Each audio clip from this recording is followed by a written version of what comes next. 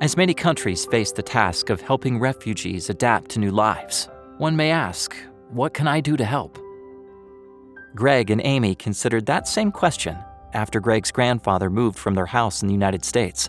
They wondered how they could put their now available basement to use. As I was praying about what to do with our empty in-law apartment in our house, the thought came to me, we're moving Grandpa out into assisted living. This space we could rent and make some money. But at the same time, I heard about needs of refugees who are needing homes. So I contacted our Adventist Community Services leader here in the Chesapeake Conference, and I said, do you know of anyone who has been bussed up from the border of Mexico who are homeless and they need a place to stay for a while? He immediately called me and he said, thank you for offering yes. Their decision came with many questions. Was the family Christian? Did they drink or smoke? Were they honest people?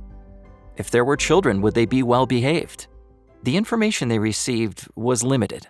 The only thing that we knew was that they were from Venezuela, that it was a family of 4, and we knew their names and we knew the girls' ages, and I think that was all that we knew. That's all we knew. And that they were going to be homeless if somebody didn't offer them a place to stay. And so we prayed about it, deliberated for a number of hours, actually, as you can imagine.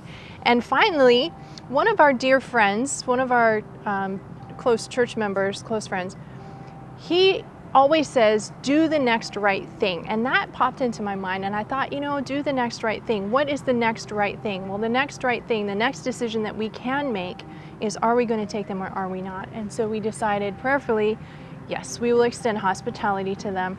People ask us, how could you do this? It's such a big thing, and we have spent 20 years involved in mission work in Asia.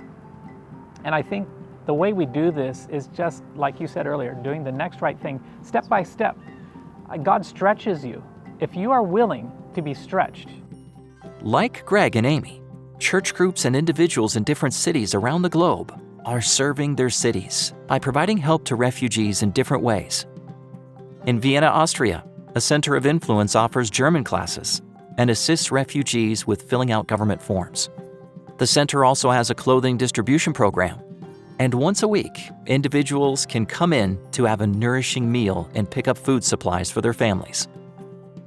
In the United States, a refugee ministry in Clarkston, Georgia, helps families when they first come into the country by providing them with basic food items. They also provide them with furniture and mattresses. The Adventist Learning Center in Beirut, Lebanon, serves Syrian refugee children.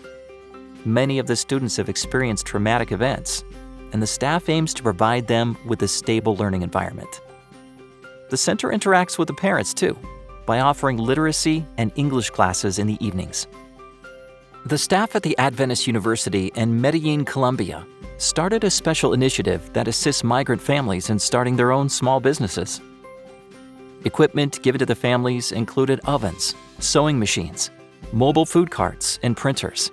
The university teachers provided training on how to use the equipment, how to sell the products, and how to manage their business. Fleeing to a new country is a stressful process that involves language barriers, financial challenges, and cultural adjustment. Prayerfully consider how you can help the foreigner in your community. Visit the Mission to the City's website for more ideas. So I encourage you that if you want to make a difference in your community to show God's love, just do the next right thing, right, Amy? That's right. Step by step, and God will help you and guide you and show you what it is.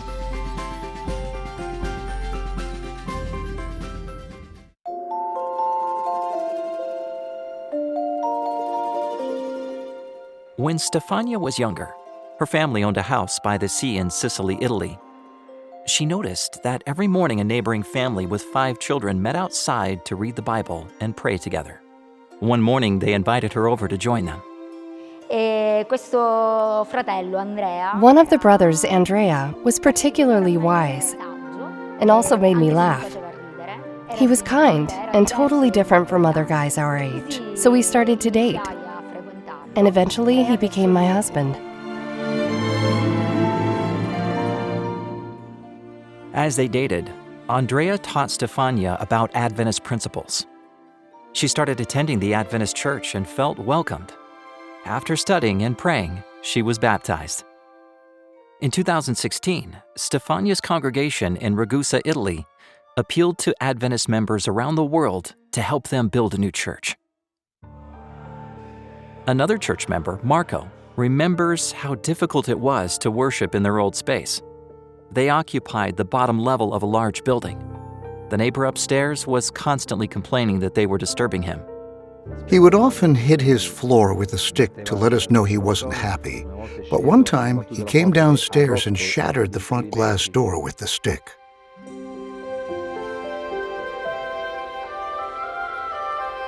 Thanks to your 13th Sabbath offering contribution, this congregation was able to build a stunning new church. It's absolutely beautiful to be here, in a place where we can be free to worship God without the anxiety and fear that we will upset others.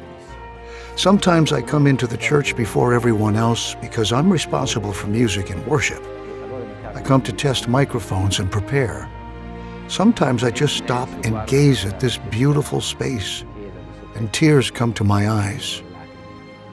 The Ragusa congregation hasn't wasted any time putting this space to use. They conduct a variety of activities and programs focused on serving others. One way the Adventist church has impacted my life is by giving me the possibility to give back. To give back part of the blessing that God has given me. Not just in terms of money, but also in terms of time and service dedicated to people. An often underserved population is the immigrant and refugee community. Adventists in Ragusa use their new space to conduct Italian language courses that help new residents qualify for jobs.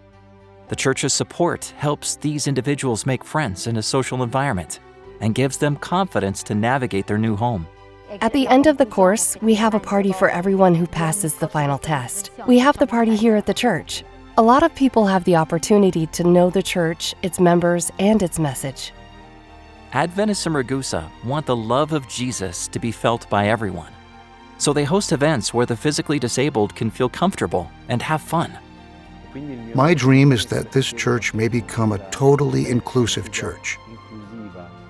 That everyone who comes here knows that Christ died for them. Thank you for providing a safe place for church members in Ragusa to serve their community more. Your contribution to this 13th Sabbath Offering project in 2016 has impacted countless lives.